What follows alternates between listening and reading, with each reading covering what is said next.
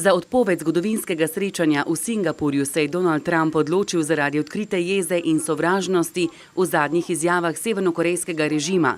Tako je denimo namestnica zunanjega ministra Cho Son-hui, ameriškega podpredsednika Mikea Pensa, označila za političnega bebca in sporočila, da je predsedniško srečanje odvisno predvsem od ameriškega obnašanja.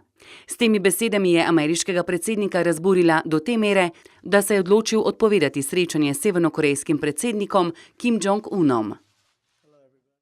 North Korea has the opportunity to end decades of poverty and oppression by following the path of denuclearization and joining the community of nations. And I hope that Kim Jong-un will ultimately do what is right, not only for himself,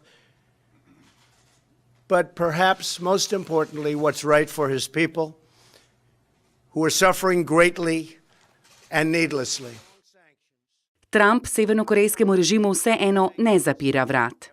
If and when Kim Jong-un chooses to engage in constructive dialogue and actions, I am waiting. In the meantime, our very strong sanctions, by far the strongest sanctions ever imposed, and maximum pressure campaign will continue. Umirjanja napetosti se je danes lotil tudi režim v Pjongjangu, ki je sporočil, da se je z Združenimi državami Amerike pripravljen pogovoriti o odprtih vprašanjih, da zadnje napetosti ne bi smele ogroziti procesa denuklearizacije na Korejskem polotoku, meni tudi Kitajska.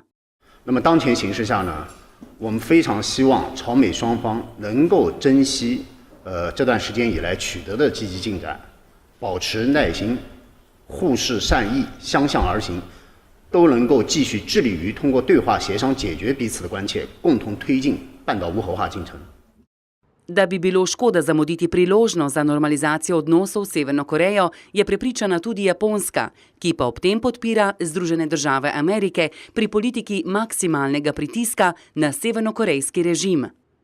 北朝鮮のそうした政策を開発させるためには、やはり日米韓がしっかりですね、圧力をかけ続ける。国連制裁を国連賛同した中国やロシアも入れながらですね、そこをしっかりと実行に移していく。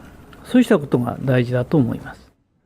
Podrobnosti odpovedanega srečanja v Singapurju sicer niso bila znana, voditelja pa naj bi se osredotočila na načine za denuklearizacijo Korejskega polotoka.